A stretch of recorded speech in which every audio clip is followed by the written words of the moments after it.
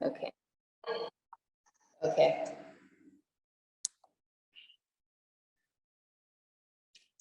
Namaste.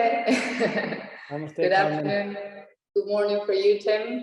Yeah. Very nice to see you. 10:03 in Miami. So nice to see you too. Very nice to When see is last you. time we saw each other in person, Carmen? That's been some years.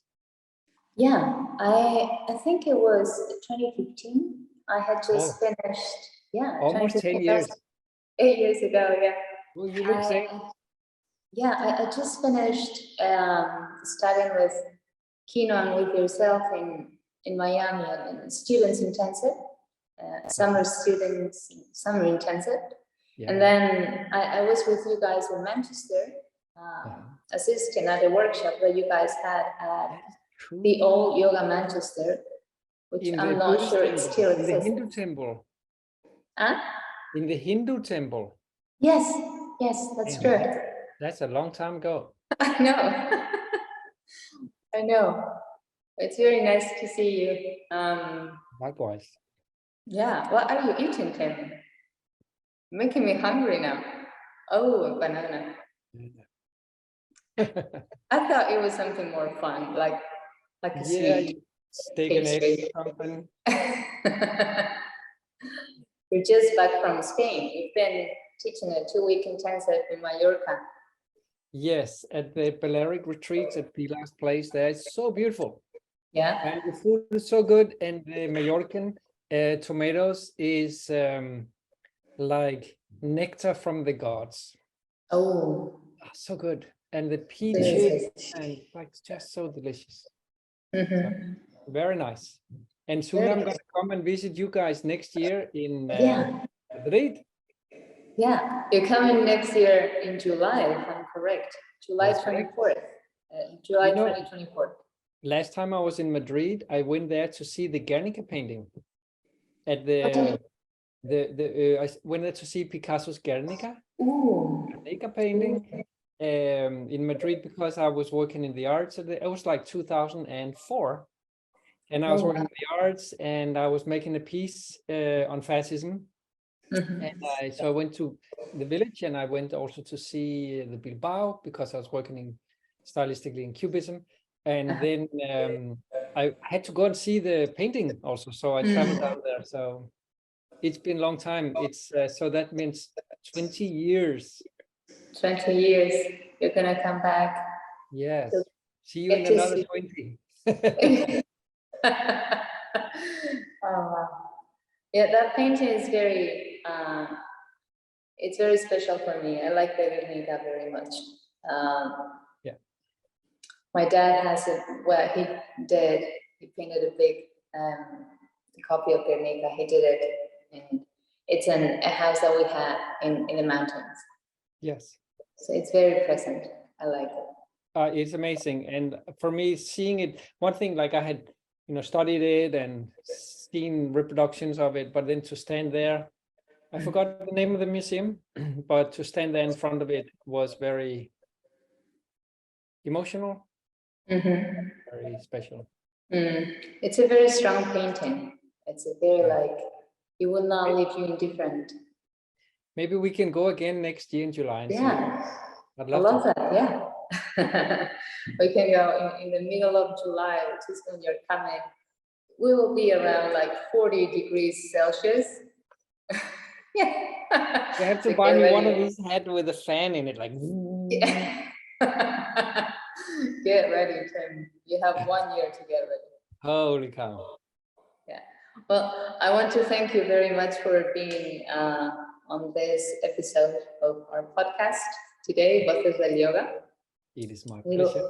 Thank you for having me. We like to feature people that we feel a connection with and that we feel that have something to say. Everyone has something to say, in all fairness. But it's true. Everyone is always speaking, no one listening. Oh, yeah. But we are excited that you're here. The time that I spent with you in Miami, I remember how likable you are. You are a very nice and friendly person. You know, I And used to work in theater, so it's all, it's all a theatrical act. yeah, we can ask Tina later, but yeah. You're going to get a very different answer. But I remember, because some of us, I was not very familiar with you when I came to Miami. I had heard of you, but I was not very familiar. I had gone to a few workshops with Kino in London, 3 or 4 maybe. And that's what brought me to Miami in 2015. But I didn't know you that well. Mhm. But I could see how you were winning people over as days went by. I think that's a very, that skill that you have, that's very natural. It comes to you naturally. Easy for you to connect with people, and that's definitely useful. It can come in handy in life. I suppose. Well, I think, when you have a vehicle like yoga, like Ashtanga yoga in our case, then there's such a clear substance. There's such a, a beyond strong foundation. So if we just focus on that and remember that we are human beings, then I think everything's there. It's kind of easy in that way. That's a great point. Sometimes I remember myself thinking of like looking at people and seeing more like yoga robots. Yes. Yes, exactly. Especially in the early days and coming to people and thinking of technique and adjustments, assists, and I don't know, a bunch of theories, but then you realize that you're actually dealing with human beings. I think some of the most likable experiences that I've had in Ashtanga yoga is with teachers who sees me as an anatomical condition, a bunch of bones, and treats me as it, assists me as it, and talks to me as it, and the experiences that I have enjoyed the most as a teacher and as a student is remembering kind of why we're here, and that it's really good if we can get that shoulder to articulate a little bit better, or that we can understand a deeper level of how the practice and Patanjali's thesis interact. I think that's very useful. But by the end of the day, the human connection, I think, is perhaps more vital in what we need as human beings in this world than anything else. So. I would like you, Tim, to hold that thought, because it's something I would like to dive deeper a little later maybe, but just to give this episode of this chat some sort of structure, I would like to start from the beginning-ish, which is what got you into yoga, spirituality, self-development. Oh, God bless. I thought you were like, how did your parents meet? Like, well, you can tell me that. You can go as far back in the past as you want, but it's up to you, Tim. Yeah. So how did I get into yoga? Well, when I was a kid, I was a swimmer. When I was in my teens, I was a competitive swimmer.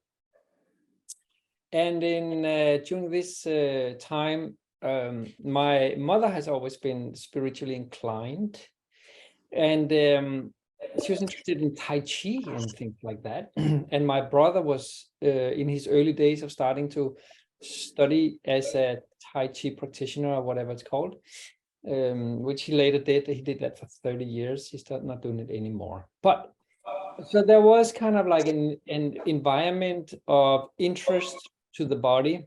My mom is an Alexander technique teacher, Frederick the Alexander's technique. Before that, she was a health gymnastics teacher. So there's been a lot of focus on kind of the body as a temple, like the potential of the body, not only in its physical capacity, but also in its beyond that, in a kind of spiritual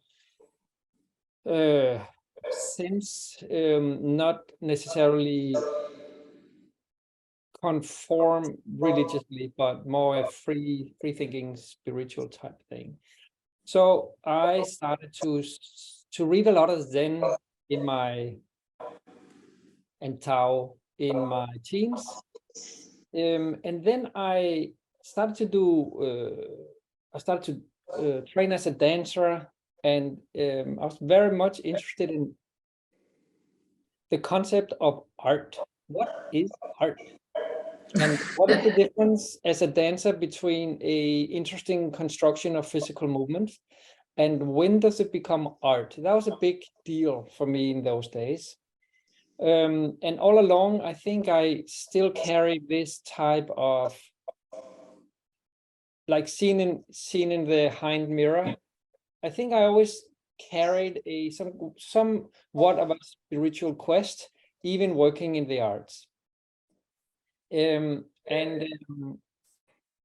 Looking back again, I feel that the whole history from like 5, 6, 7 years of Zen's interest of my own, and then moving into art, that really shaped my understanding of the difference between the body and the spirit, so to speak.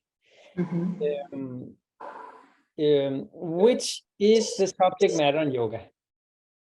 So I feel in that way, physically, mentally, emotionally, spiritually, I think my life has kind of set me up for this yogic path.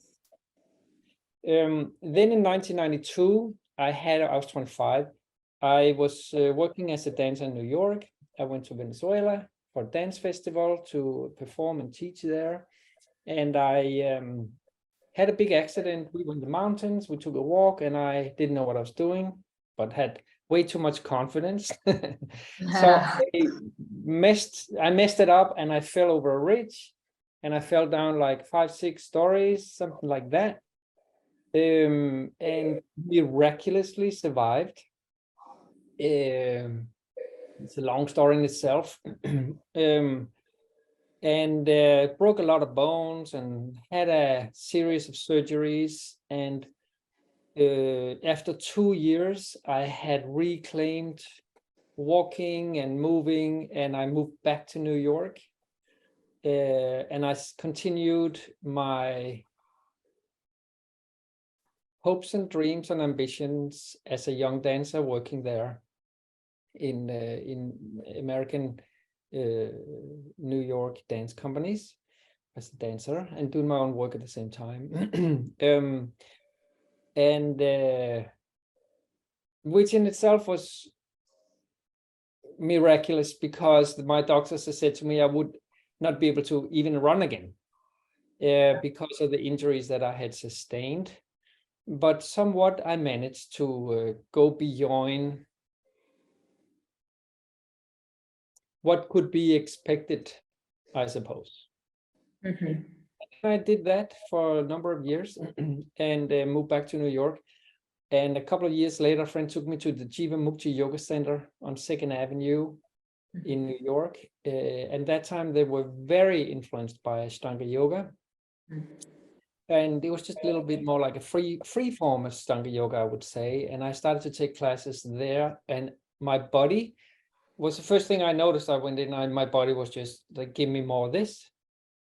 It's really, really healing for all the nooks and pieces and places that was so battered up. So I continued doing that as my daily training for about 5 years. And then I ran into Lino Miele. By now I had moved to Denmark. I ran into Lino Miele in Europe, and took his workshops, and I liked it better, the Ashtanga, than I liked the Jiva Mukta. Many reasons. So I continued studying under him about 5 years, and started to see Pattabhi Jois and his family, the Jois family, as they came to Europe. And after 5 years, I had mustered the courage to go to India to study with him. Yeah. blah, blah, blah, blah, blah, blah, blah. That's a start. I remember, as you were talking, I remember one book that we had some copies from in the intensive that we did. It was about movement, and it came to my mind. It's been present in me. I've been remembering this over my years as a practitioner, because I can see that the disciplines are related. And in fact, you see it, like there are so many dancers that switch over to Ashtanga yoga at some point. It's so common. And I like to see how you brought that knowledge or that expertise into the formal training of Ashtanga yoga as a part of it, just to nice. To give it some context and to enrich it in a way. What was the name of that book, Tim? Eric Franklin's Idiokinesis in Movement, I think it's called, or in motion, like that. Yeah. I have it here somewhere, but yeah. He was, Eric Franklin was a dancer, and he got really, really, really interested in the functional anatomical principles that he learned from many different sources, and he created kind of his own compilation of that and started to teach that very successfully. And I was really interested in what he did, and I think his book was wonderful because he was drawing upon some of the, like we'd had some of the same teachers, which at that time was considered more experimental.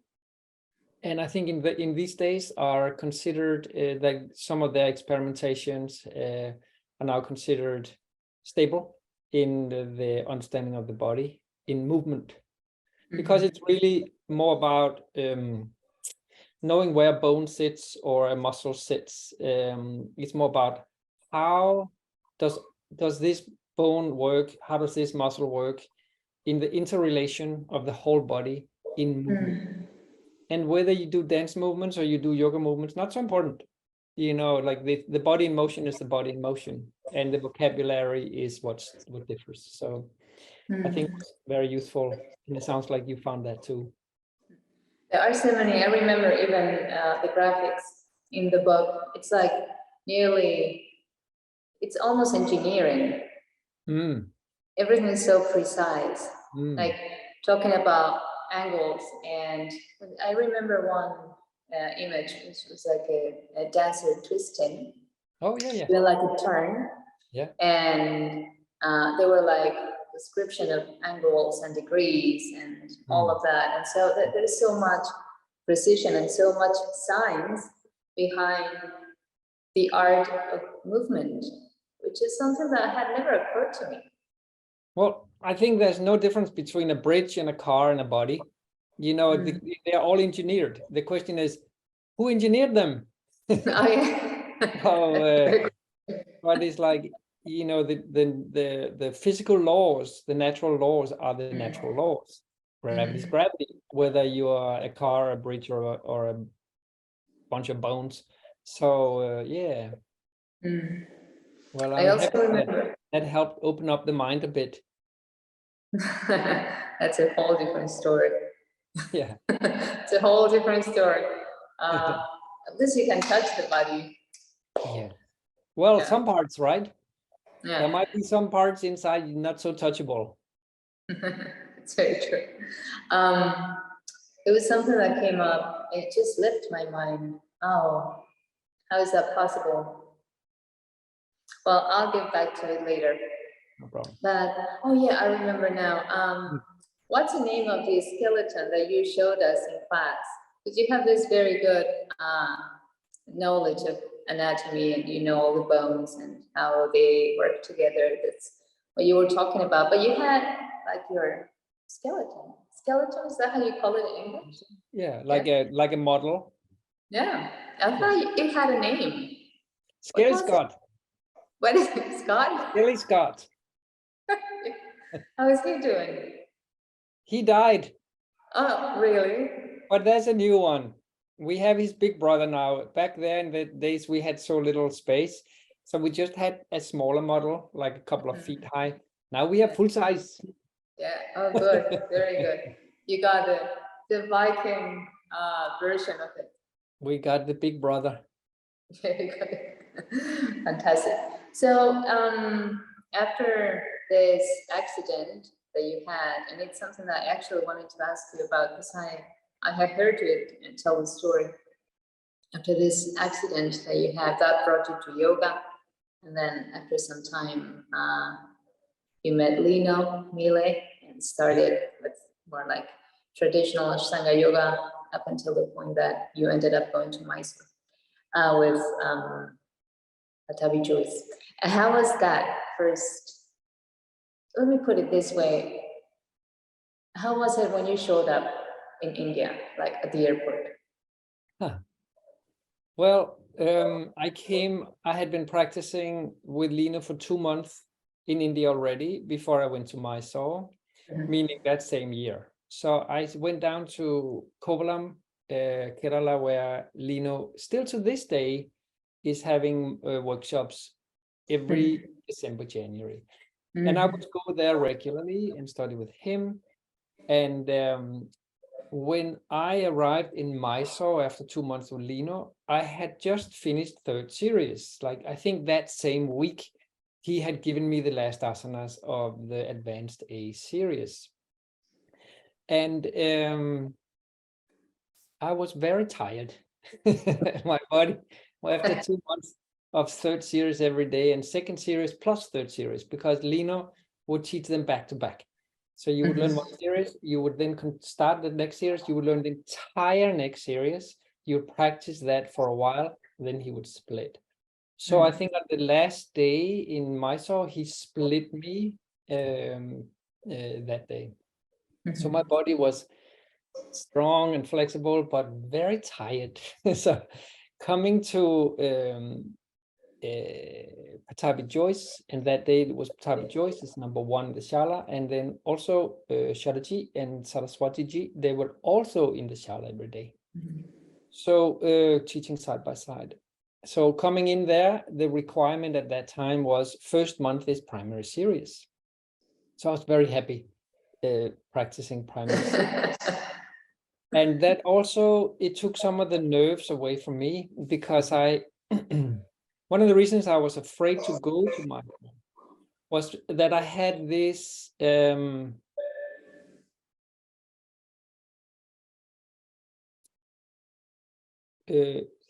idea in me that to a real guru, you cannot say no. You have to say yes, because that's the game. You know, if not that, then why the heck do you go in the first place? So I think that was very black and white in me those days, and I've had the possibility to adjust that over the years, going there for 20 years. But so I was very afraid to go because of all my injuries. I was afraid that Patabi Joyce, the big guru, was going to ask me things that my body was not capable of. So coming in to do primary series for 1 full month was really a blessing for me. And it was just so wonderful to be there. And it was my first kind of formal experience, introduction to the worldwide Ashtanga yoga community. And I thought they were crazy. I studied mostly with Lino's group and a lot in Finland, and people are very level-headed. Was my experience, maybe culturally similar to my own upbringing and so forth. But so coming to India and studying that, I remember thinking that lots of the students there were kind of a little bit crazy because they were so interested in whether Patabi Joyce was enlightened or not, and some thought he was and some didn't think. And also people didn't want to speak to me. It wasn't because they were not so interested in me. They was kind of interested in which series I did, and since I only did primary series, that wasn't so interesting. Maybe also I was new, you know, so there were just like so many new people coming. They didn't want to waste the time.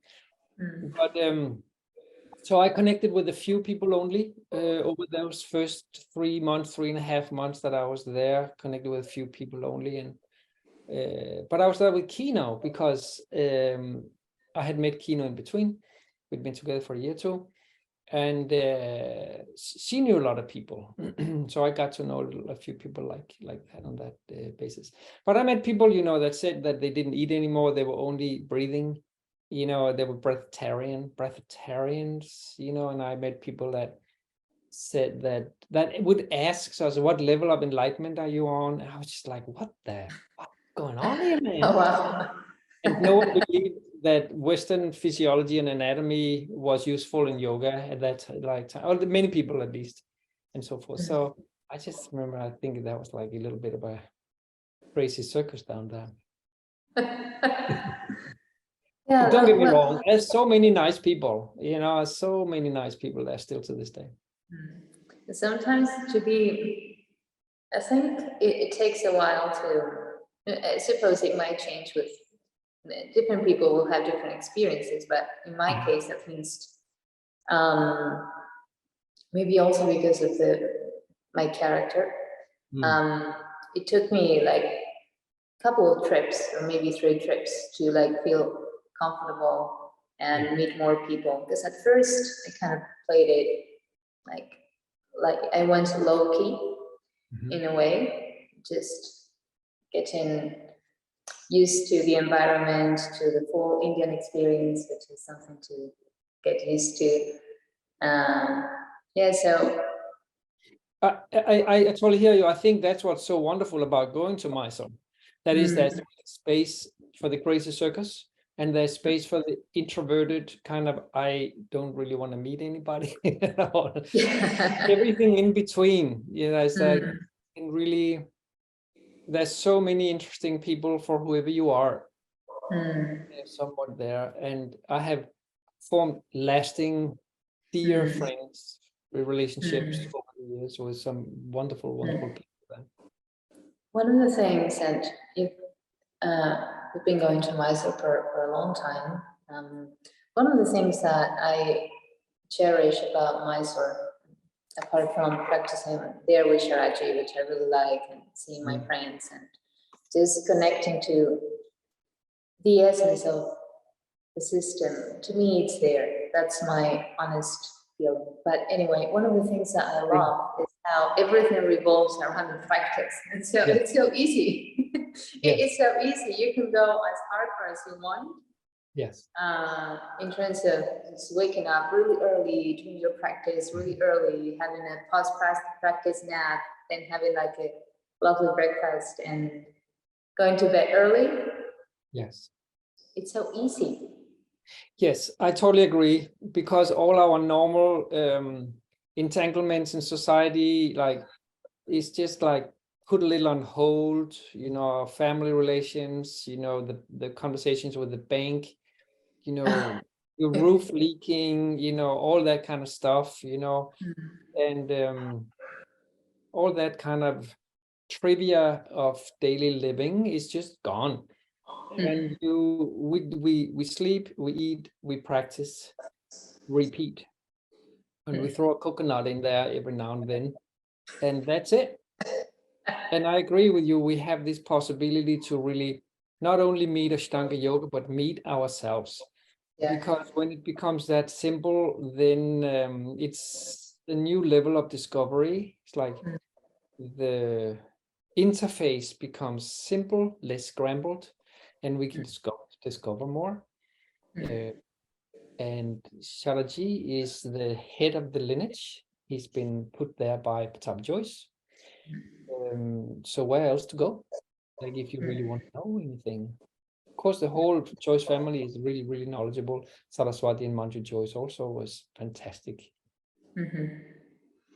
Yeah, to me, Mysore, it's always life changing, and there is something that you said now.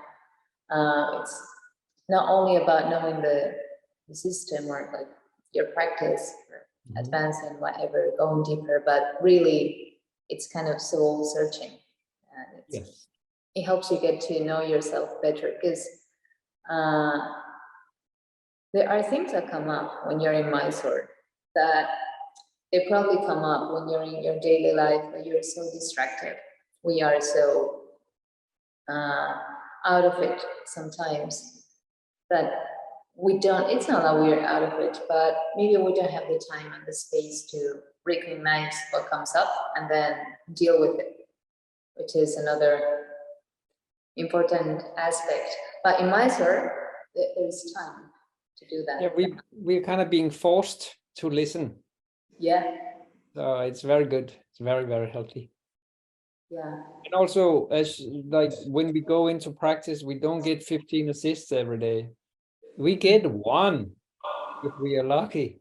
Yeah. So and maybe we get a new asana a month or a week or something, or maybe not. I had a 7-year period where I didn't get one asana.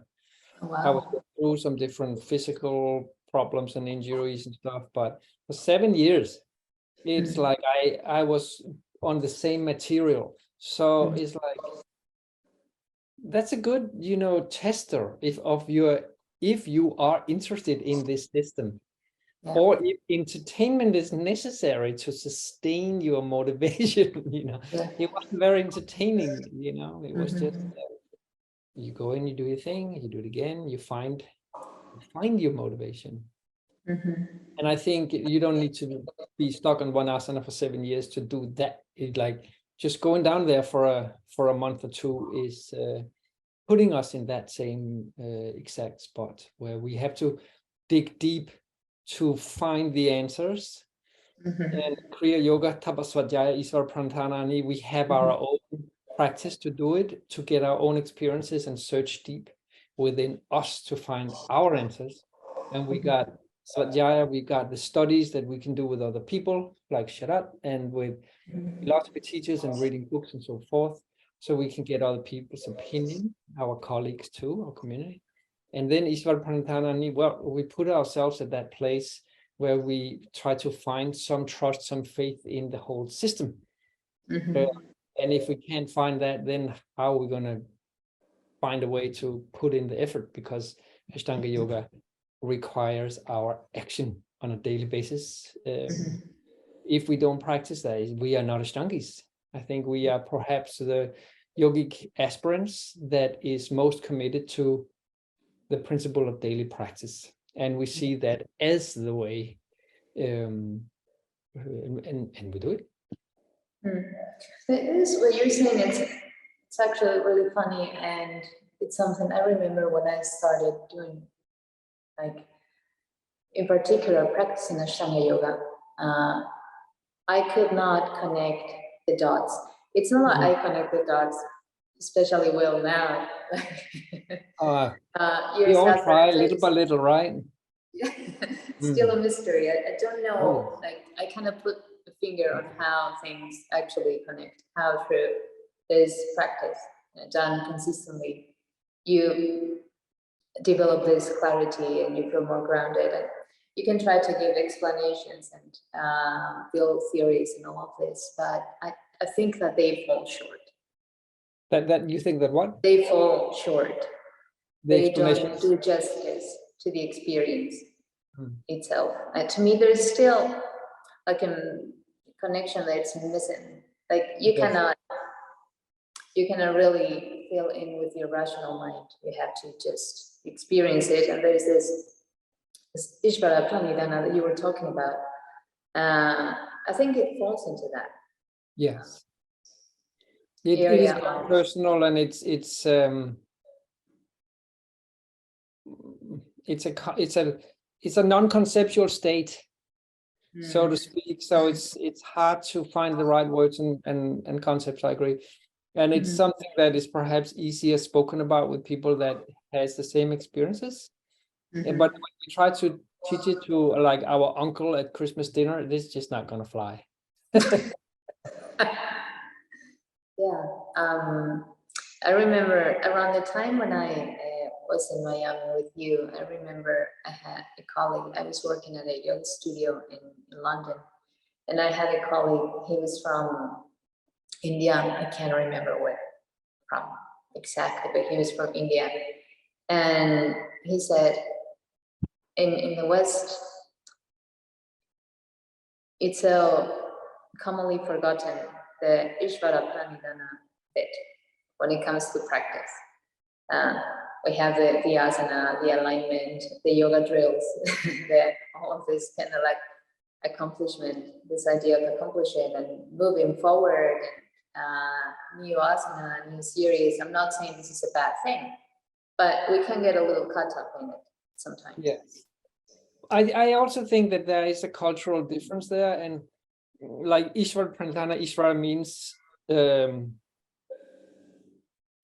divine, the absolute, a Godhead, God, if you want. And I think when we speak about, like, when we speak with many Indians, they are so embedded into the Advaita Vedanta tradition, so they will instantly consider Ishvara Pranidhana as worship to God, worship to the Lord. And because they're religiously inclined, and I am less religiously inclined, so I had to do some study and soul searching about what is Ishvara. And I love Patanjali's propositions about like what Ishvara is. And my understanding is that the word Ishvara is a very liberal word. It's a very open-ended word, almost meant not to offend anybody. So we could talk about it as God. And for those who are really interested in religion, that's enough. But and we could also talk about Godhead, which now brings it up in a more philosophical context. The concept of a Godhead. Or you could go beyond that and you can say everything there is, you know, as in the infinite, the absolute, the creative source, where everything comes from, the Big Bang, and it's like the more scientific way. So, and in that way, I think we can try to figure out what is our entry point to understanding of ourselves and the surroundings, our world and the universe and so forth, where we come from, what will happen to us.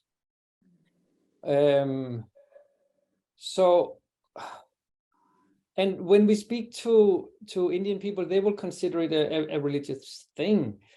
But when we start to talk about from Patanjali's point of view, for instance, then that also breaks with the average Indian cultural inheritage in many ways. So I would agree with him, but I would also maybe disagree a little bit, because within his statement is also a certainty that there is God, that there is a God. And you can practice yoga with Ishvara Pranidhana, with dedication to what God is for you, in a way that might might not fly with his interpretation of that. I mean, so it's like, what is God? It depends who you ask. So if we take it from Advaita Vedanta, it's pretty clear. If we take it from Judas, like a Christian tradition, it's perhaps slightly similar in many ways. It's if you ask Patanjali, I think the defining factor is that Patanjali's definition of Ishvara, the Lord, or whatever you want to call it, is that there's no agency. He doesn't come down and take part in our life. Like like everything that exists is that principle, and we are part of that principle, and it is part of us. So it's all about tuning in and tuning out, which might even be considered precious in the Christian Judean tradition. It's like you start to say God is in me. It's like, whoa, that is they would burn you on a stake, you know, in a couple of hundred years back. Spanish Inquisition would have done that 500 years ago. Yeah, that's for sure. Yeah, all of this is interesting actually, because sometimes when people people come to yoga for a variety of reasons.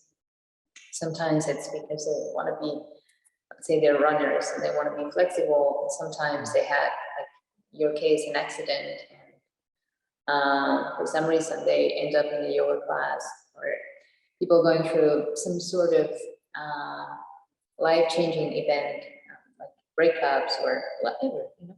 But there are different reasons why people start doing yoga. And my theory, and this is just a theory, it does not need to be the absolute truth, but based on what I've seen in me and in other people, is that there are so many things that you can do if you want to be fit, or if you want to be healthier, or there's so many things that you can do apart from yoga, or more specifically Ashtanga yoga. So if you end up in a place, in a yoga room, a yoga shala, an Ashtanga yoga place, you're really looking for something. There's something you're looking for, either knowingly or unknowingly. There is some thirst in you, and maybe the karma plays. Indians will tell you that your karma plays a role there as well. But what I've seen is that when things start to get a little serious, like, and you get some, or build some sort of commitment with the practice, and you start asking questions. So I think it's a very normal process in yoga, like this self-inquiry, this idea of who am I, what am I doing here? All these questions start to you start to become more aware. They're more present in your life.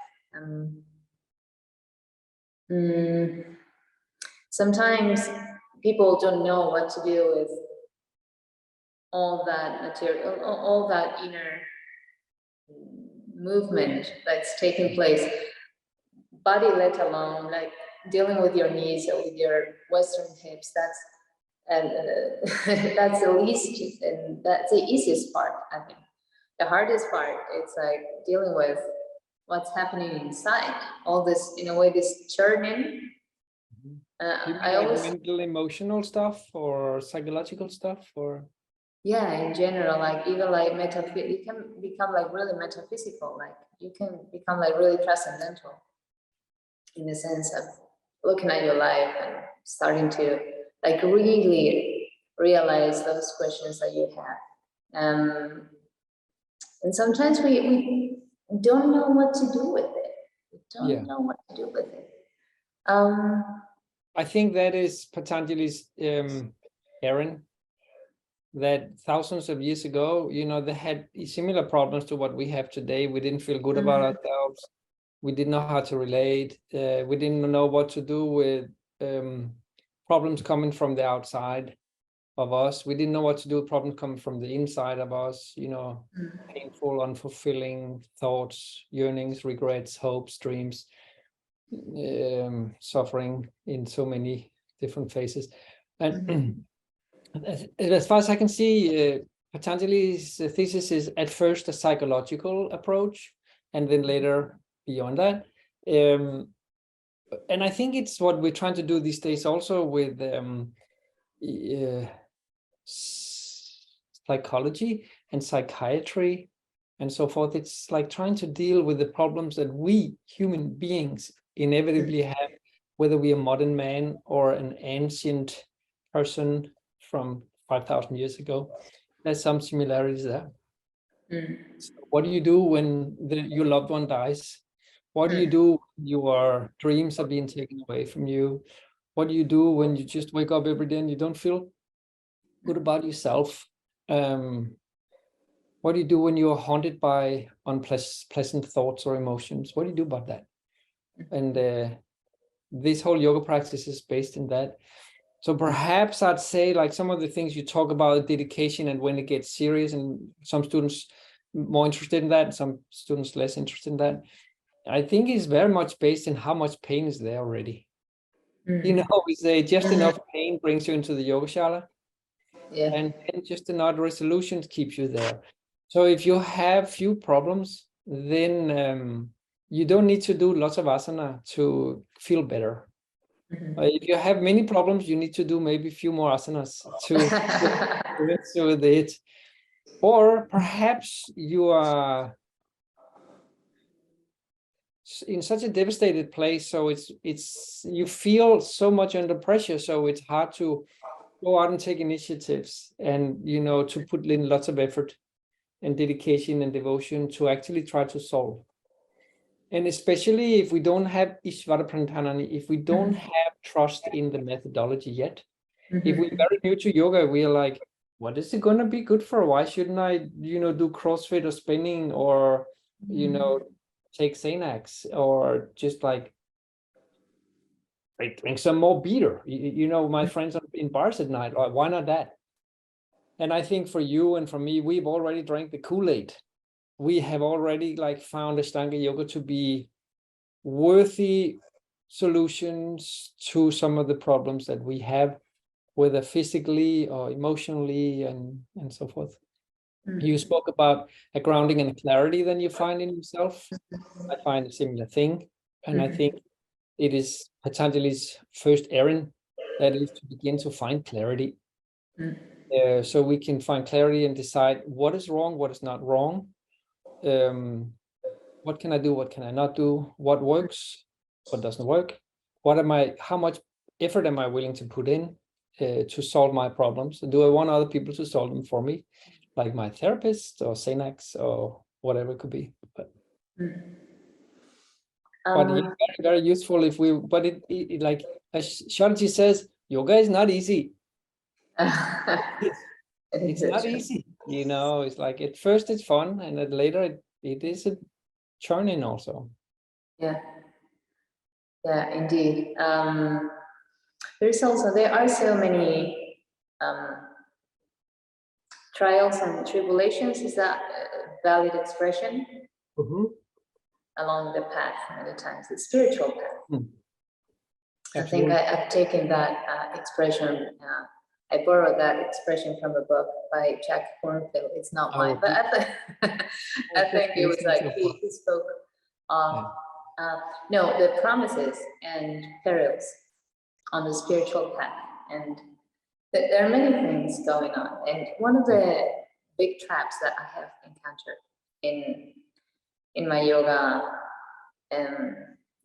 yoga life, if you like, in my lifetime as a practitioner, it's been you start practicing and you're kind of like in the honeymoon period. It can go on from a few months up into the second year, maybe, I think. Yes. And then the novelty starts to fade out because it's normal. And that's when the real resolution and the substance of the practice really begins, and you have to find these resources and all of that. Sometimes I think that we can fall into a trap of using the practice as a crutch, in the sense that we believe that just by practicing 6 days a week, we will deal with, or all of our problems will be solved in a way. So that's like the pill that we take, like the medicine, and then our problems kind of, something happens, they're not there anymore, but you still have to talk to your bank. You still have to fix your roof, or get someone to fix your roof if it's broken. And so I believe there must be some sort of evolution there in our perspective as practitioners, to really do it for a long time, and to do it in a way that actually makes sense. Not make sense here, because it will never make sense here, but then sits well within us.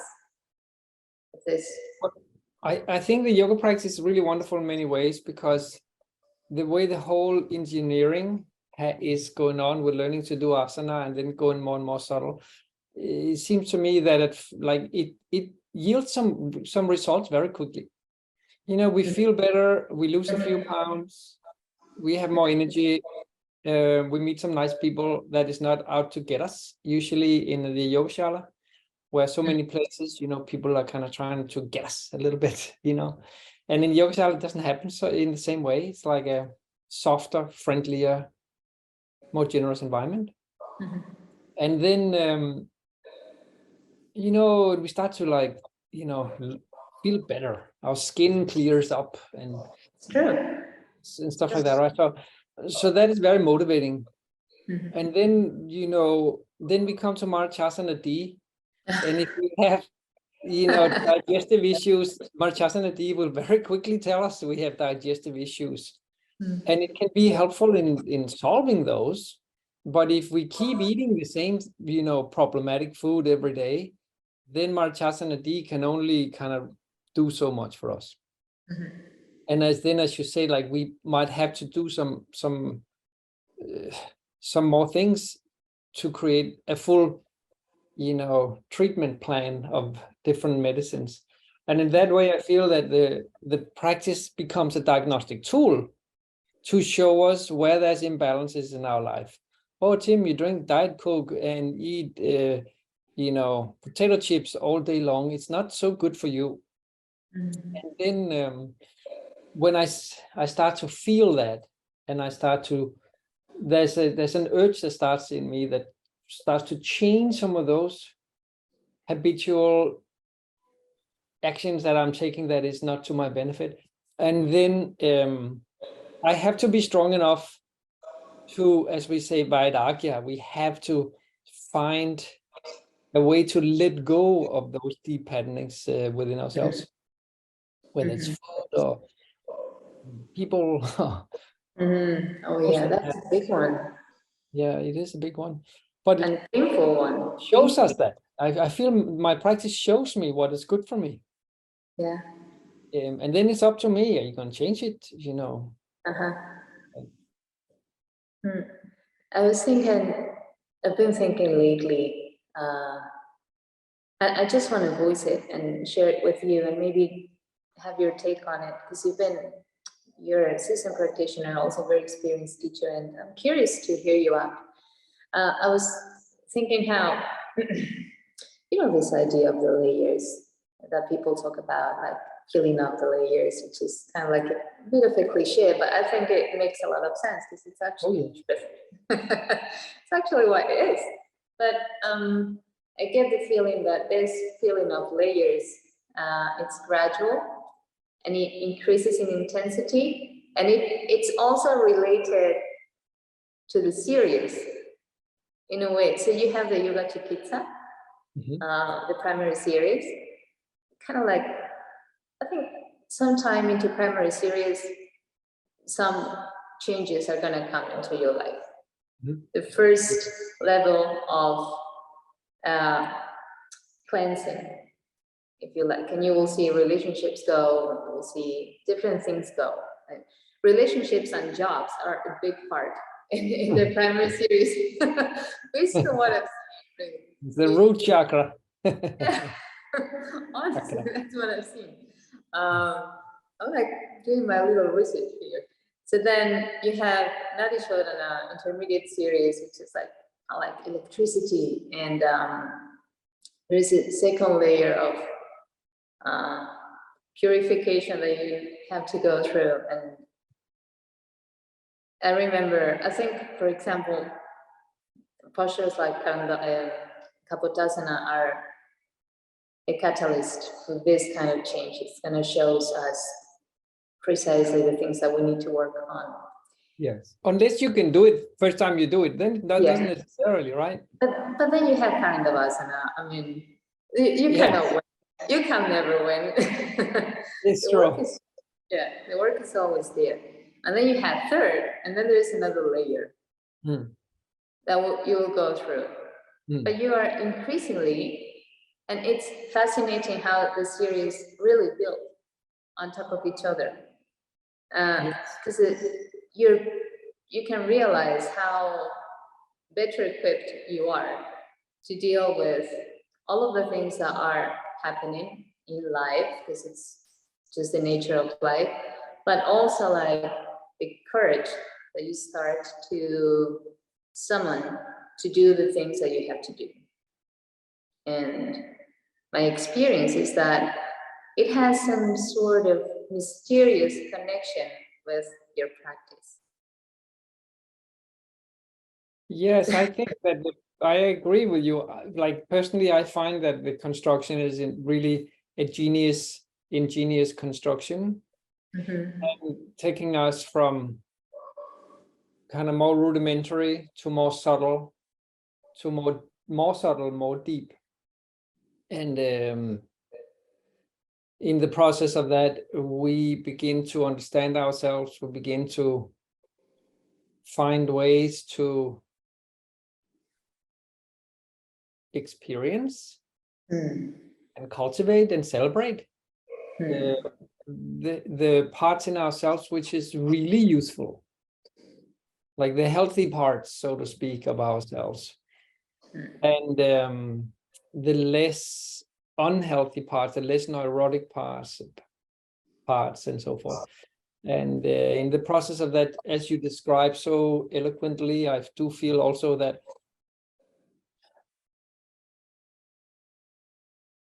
experiences of natural joy and experiences of organic courage starts to, and you mentioned clarity before, and it starts to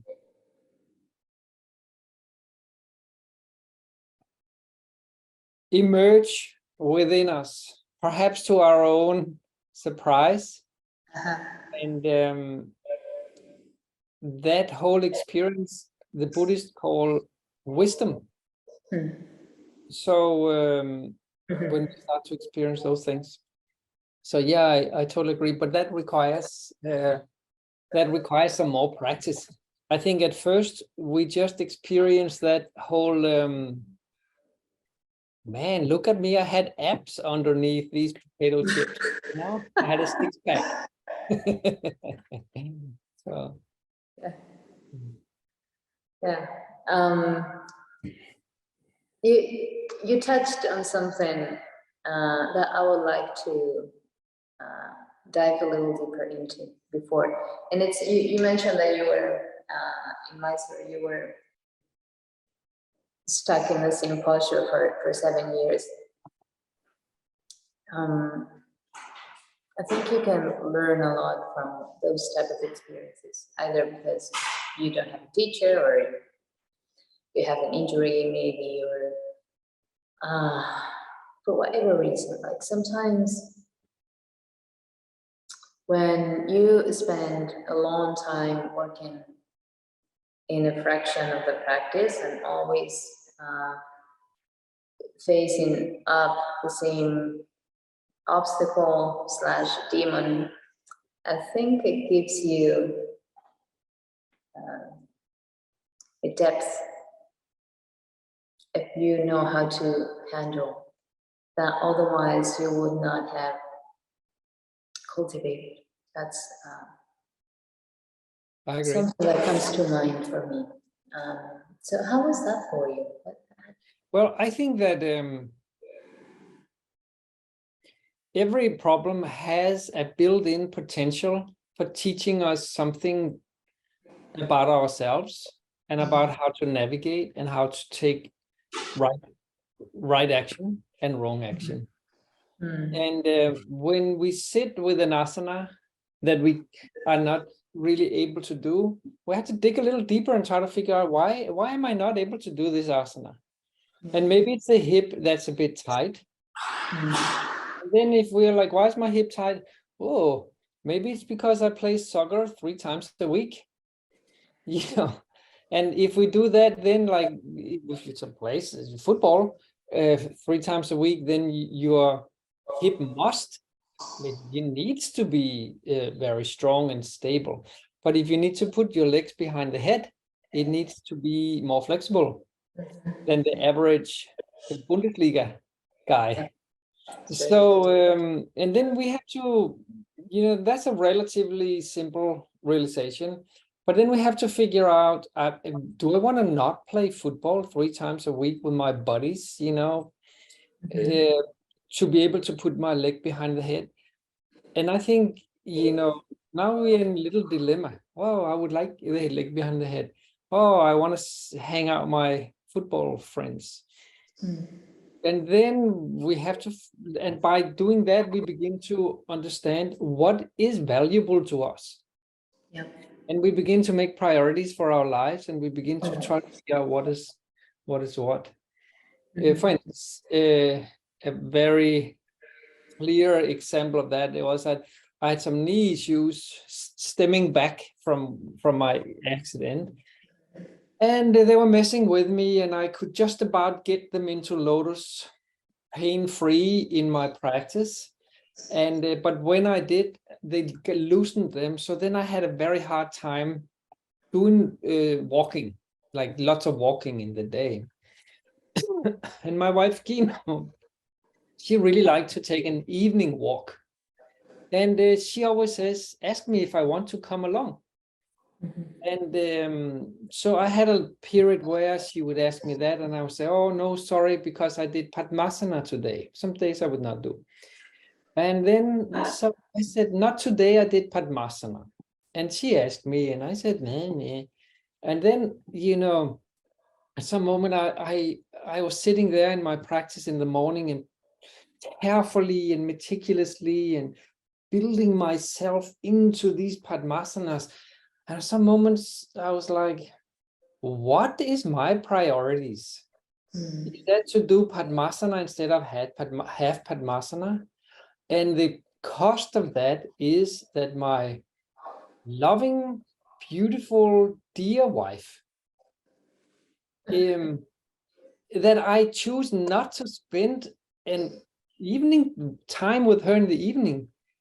What kind of priority is this? And then I skipped doing that for many months, and instead taking walks with her. So I think those things they are relatively simple, but they are very impactful for how we choose to live our lives. Yeah. And I think that the practice, whether we do primary series, half primary series, or more, has the potential to take us there. But I think that it only, like that process is getting much more clear if we allow ourselves to fully embrace the system. For instance, I think that it's really wonderful to use primary series as a kind of like healthy exercise. And just like do half Padmasanas and no Padmasanas and not catching in Marchasana D and not really doing a strong Supta Kurmasana and stuff like that. I think that is very valid. But I think it is more valid for the person whose body is maybe never going to be really able to do it of whatever reason. But for the people who has the potential, perhaps a little bit hidden inside there in the body, I feel it is robbing that person of the experience of deeper self-realization to not say, you stop here. You cannot do Navasana. You must do Marchasana D until you get the next asana. But I think there's different ways and different logics to look at this. I know, for instance, Nancy Gilgoff and David Swenson, whom I respect infinitely, they don't work from that point of view. And I don't think that makes it wrong. I just think that that's a different point of view. Yeah. So. Yeah, I understand. And that's actually a really interesting. It's an interesting topic because it's not only about points of view, as it is about the person that's in front of you. It's about like there are so many factors that weigh in many times. For example, if I may just, so as a teacher, I think it is our job to try to source out and ask also the student, why are you here? What are you interested in? Like you want a football with your friends? Is that, and you like to come here too? Is that where we're working? Is that the realm of our interaction here? Or what do you want from this? And I think we need to figure that out. And that also helps us as teachers in trying to figure out how we work that student, how we work with that student, what goalposts we put up for that student. Which kind of ties back to something that you mentioned pretty early on in the conversation, which is like remembering that you are dealing with people, with human beings. And as we have this complexity, our human form, that's very complex. There are no easy formulas at all. We make it fun. we're going to make it fun. It's case by case. We use the overall method of the Ashtanga system to begin to experience the particularities, the idiosyncrasies of every human being, ourselves included. In fact, Tim, and you do have a lot of experience in this, like working with assistants in Mysore and with new teachers and older teachers or more seasoned teachers. You do have a lot of experience here. But it's actually being able to get to that level of connection with the student. What can make your work as a teacher a job that you end up feeling as if you were going to the office, you can like, or make it like really rich and deep, and something that you never really get tired of, because you are dealing with people. It's like when you practice, people will ask you, do you practice the same thing every day? It's never the same thing. Yes, never the same. Do you teach the same thing every day? It's never the same. To the same people, it's never the same thing. And the people are never the same. Even if they are the same, they come in the same human package. The body is different, the mind is different, emotions are different. So it actually never the same. So in your, let's say in your lifetime as a teacher, how have you seen yourself changing, if any change has happened at all? No change. It's the same. Always the same. I think that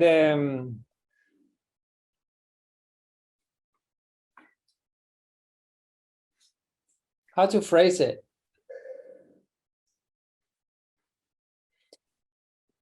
I think the longer time that I've been practicing this method, so I've been doing this method since '99. This is 24 years practicing it. I did Jivamukti before that. Before that, I was a dancer. Before that, I was a swimmer. So I've been working my body my entire life.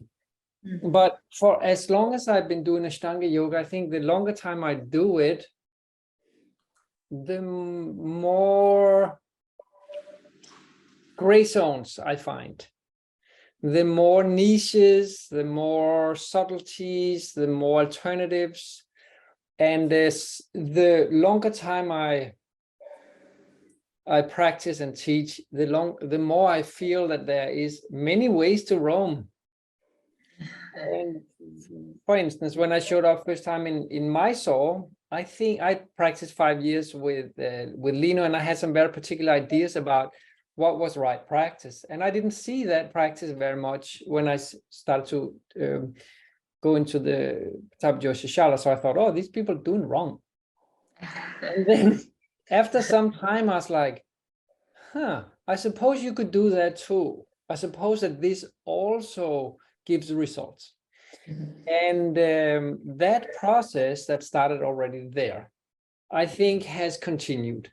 So I had friends that are, for instance, I come in from dance, and with all my injuries, I had to be extremely technical and analytical in the way I move to be able to move.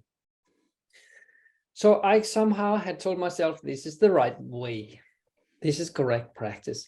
But then I saw my friends, not work technically and have great experiences and lots of learning, eureka moments and so forth. So I had to negotiate that. I had to let that go.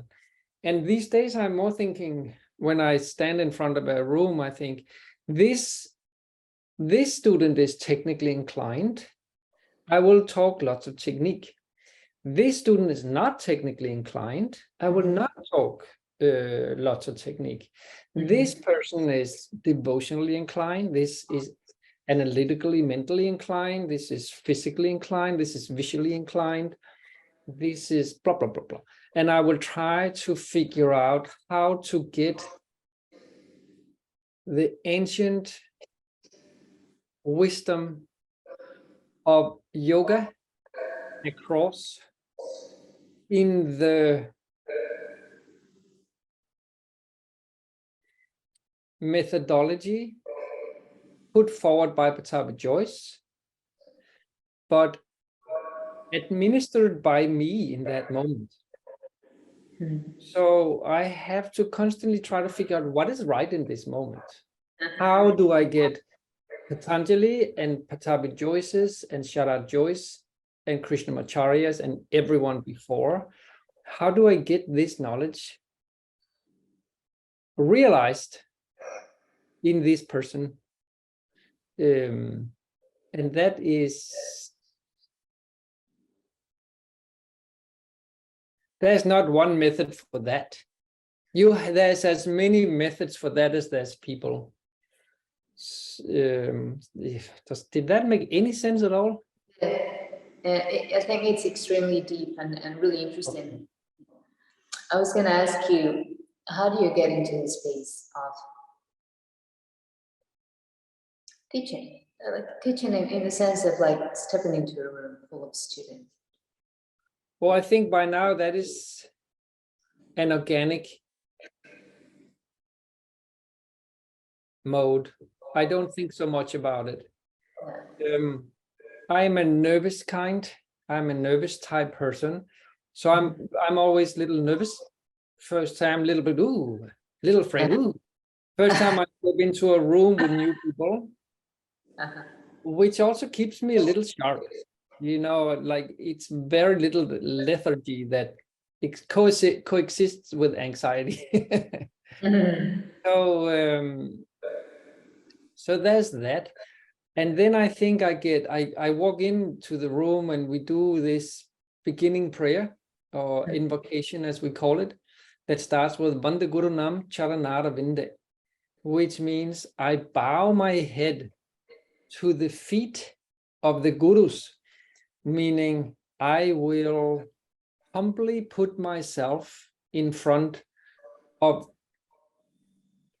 wisdom and deeper knowledge embedded by, you know, everything before me, which is essentially an ask for help.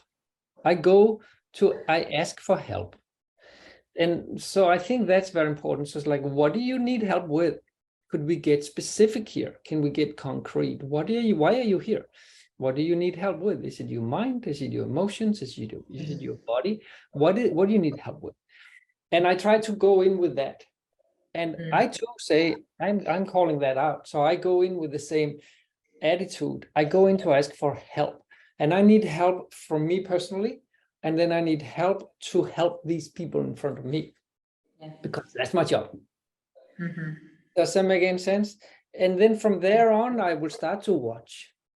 And I will see what's going on in front of me. And then I will get interested in your hip joints or your knees or your shoulder rotation or your breathing or your lack of focus or your incredible focus or whatever it is. And then before I know it, I get drawn in, and then it gets interesting, you know, then I'm curious, and then I'm committed to, not even, committed, but curious and drawn in, like, what's going on here? You know, why is the left shoulder not working like a right shoulder? It's like, you know, and things like that.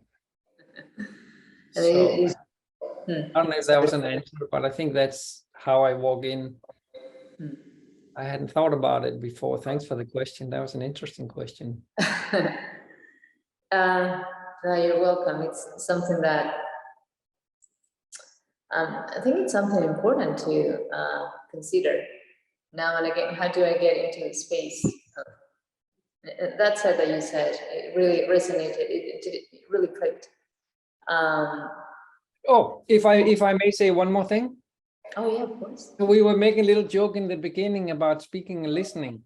So my job is to listen. I have to listen and listen and listen and listen and listen. Yes. And that is the basis for saying anything from me, you know, in the Mysore room. It's easy to say something. We can always pick on somebody. You know, there's always some part of somebody else's makeup that is not optimal, right? But is it important? One, and two, can we offer a solution? or can we only point at the problem? Yeah. So I think like pointing at a problem is like poking someone in the eye. It's not Yeah. supposed to do. Useless. You like we bring something up if we have a suggestion for a better solution. Basta. As a teacher, like try this instead. Yeah. So, but anyway, so just lots of listening to what's going on in the room is the baseline. And I do think sometimes that might be a little overlooked, and it probably doesn't come from a place of from a bad place, but just like we are so self-absorbed sometimes. Yes. Yeah. We forget that it's about just to connect with someone, you really need to listen, and you can listen to words, or you can listen in terms of observing. There are many ways to receive information, and then how you voice it as well. And there's something you said that really clicked. I was going to say before. It's just like trying to just asking people, like, what are you looking for? Why are you here? Not in a bad way, or like, what are you doing here? But more like, what are you here? What brought you to this room? And let's see if we can work it out together. Yeah. That's I think there's been a change also in the Ashtanga yoga in that way. I think we used to be more. I think we used to be more hierarchical. I just turned the light off with my big toe. Yeah. I think it used to be more hierarchical, and I think that there's been a change in the world from away from hierarchical structures to some degree, more democratic structures, for better and worse. I believe in it though. And I think that's been a couple of revelations. The whole Me Too movement. Yeah. About when are we safe, men and women, in this case, particularly women. And the trespassings of Patavi Joyce, which was a big shock for me. And it made me realize how self-absorbed, as you mentioned before, I had been in the process of working with him.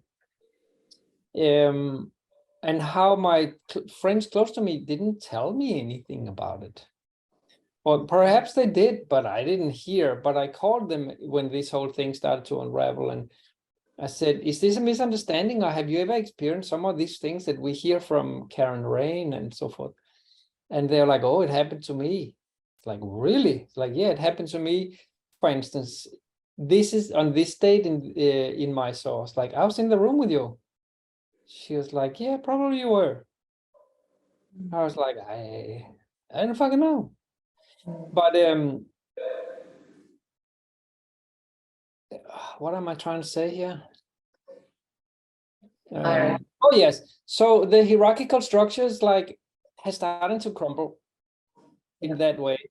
And also as a teacher, suddenly, it became, for me as a teacher, less attractive to say to you, I know what's good for you. Because the whole implication of that supported the systemic problems that we were very much up against, like in those years from like 17 or 16 and 18, when Me Too came out and so forth. Like suddenly for me to say, Carmen, I know what's good for you, which we up till that moment had there'd been a general agreement that this was a good way to proceed. And it can be, but that there was so many potential problems built into that structure. So it was a better idea to say, hey, Carmen, I have an idea. You want to hear it? It's like, and if you were like, yeah, I'll be like, okay. So I think that you should do this instead of that. What do you think? You want to give it a try? So suddenly, like, that became like a less focus on the guruhood, and more they focus on finding a path together by the guidance of, in this case, me as the teacher, and in this case, you as a student, you know, and then when we went out for coffee after, then that structure, we could like cut that structure, and then we were equals.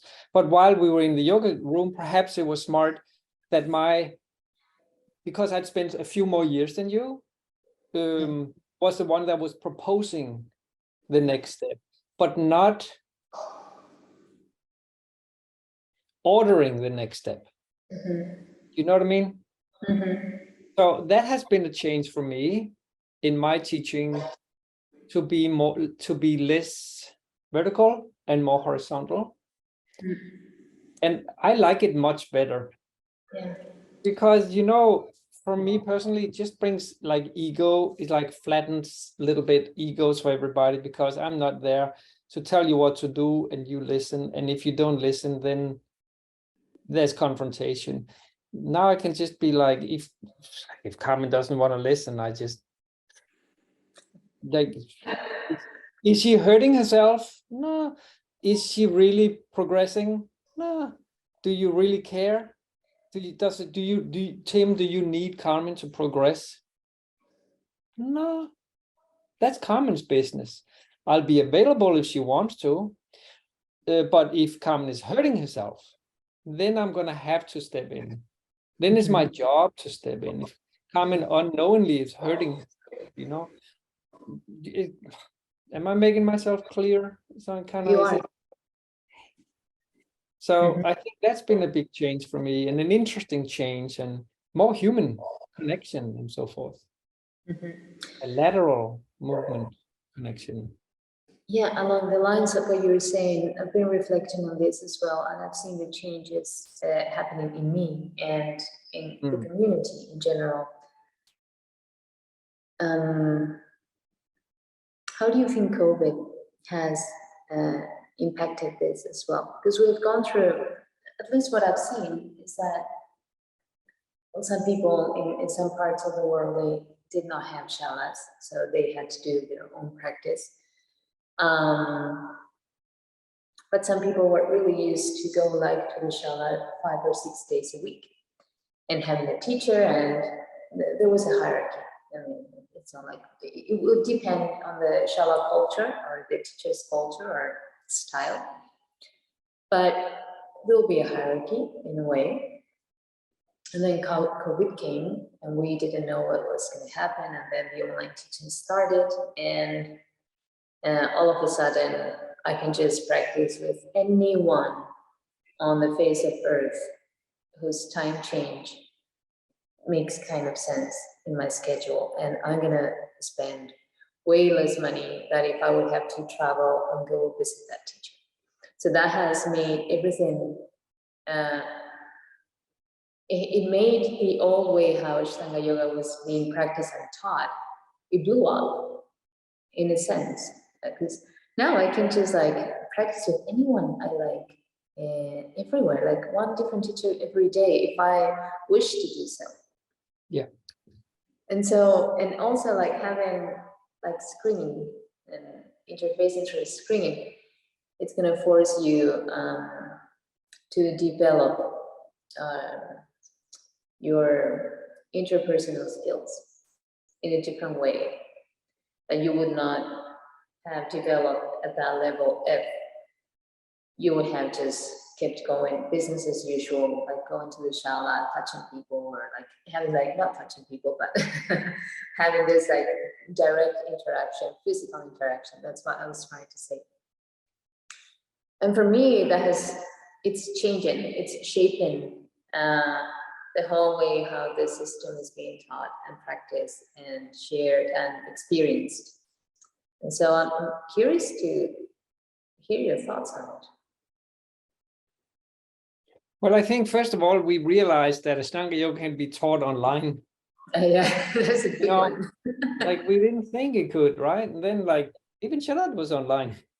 Yeah. So, and some of the most traditional teachers that I know around, they're online, they're still online.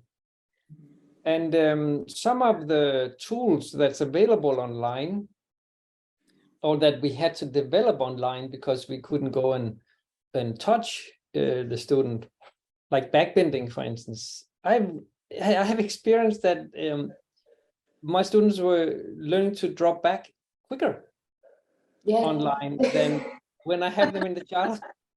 You know, like, what is wrong with you, Tim? You know, like, if you're not there, they learn faster. So, you know, and that's many reasons, right? But so, like, basically we realized that teaching online works.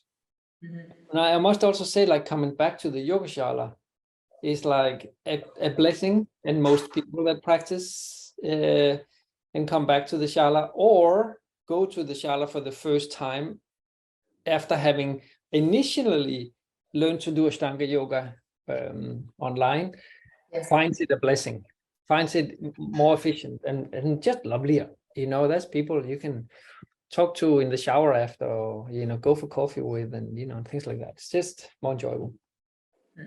But it's, of course, very, very enjoyable that you don't need to travel an hour in snow-filled roads in January to get to a yoga shala. You have an alternative to that now.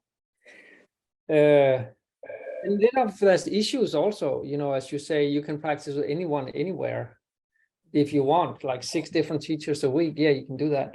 That's not recommended, not because some of the 6 teachers are bad, but just because we say in yoga, two doctors kill 1 student. It gets very confusing.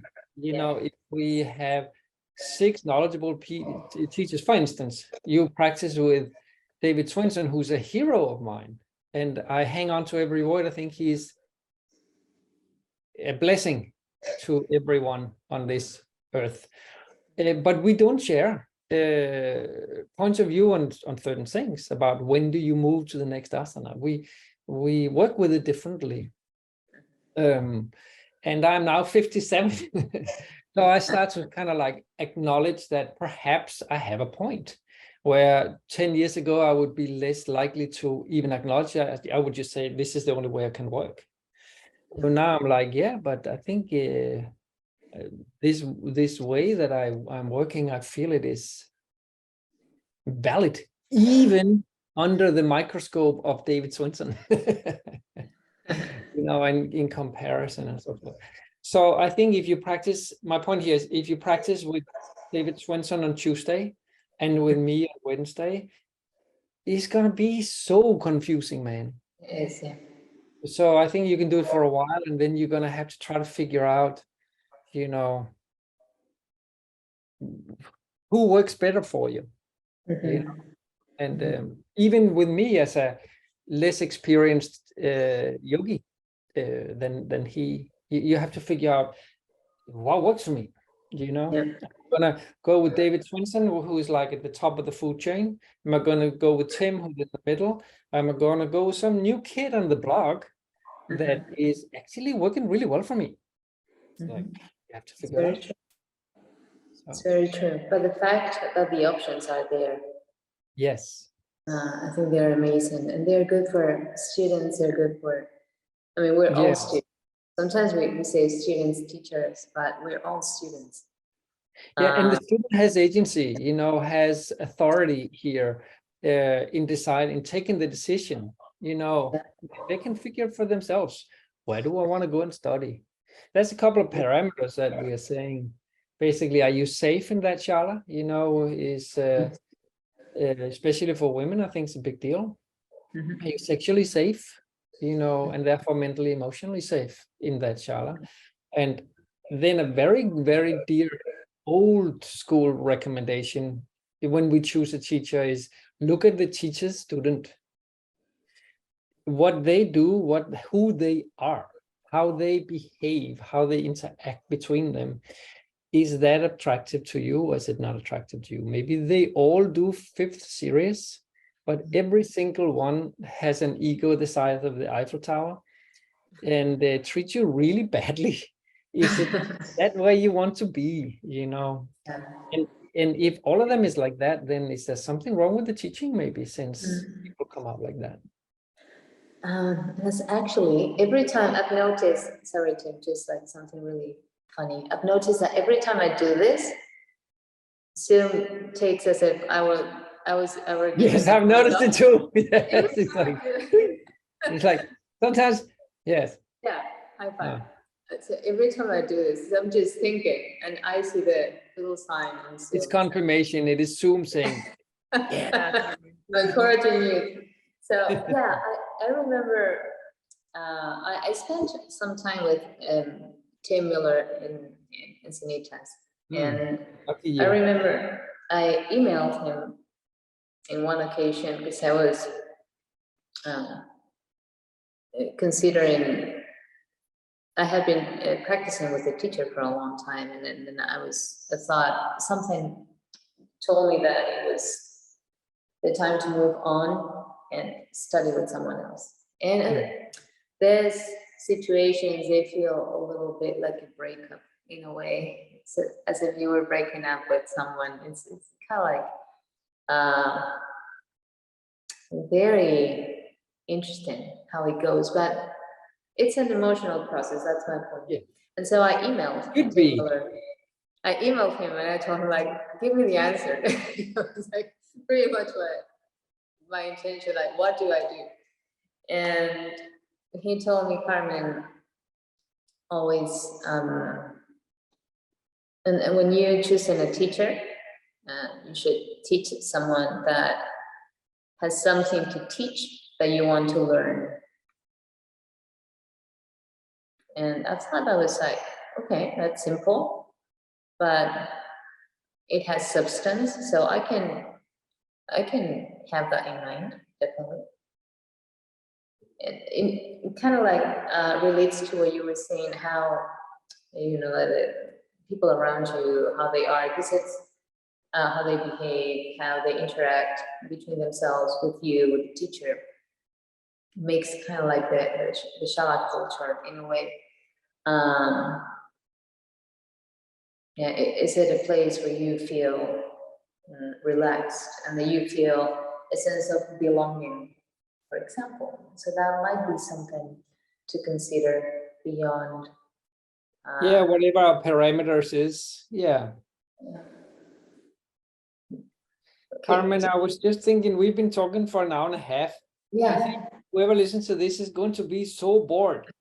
No, I was about to say the same thing, that I acknowledge that we've been like for 95 minutes now, and I wouldn't like to take any more time from you, but I appreciate your time. I know that we had some hiccups when we organized this podcast. It took us like 3 or 4 goes, but yes, and months. Here we are.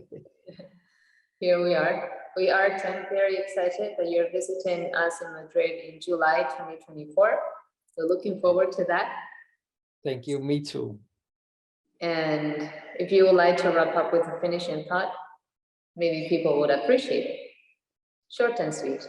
Well, for me, it's exciting to come to Madrid. I have never taught yoga in Madrid. I was there 20 years ago when I was working in dance. And it's just a privilege for me to come and work with you guys that you're inviting me. It's and I know there's many Ashtangis in Madrid, and I just look forward to come and see what's going on in Madrid, and so that is, I'm curious and excited to come. Very nice. We are very excited too. Thank you so much, Tim. Please don't make 40 degrees. Please make a little bit less. Okay, I'll try to bring the temperature down. Yes.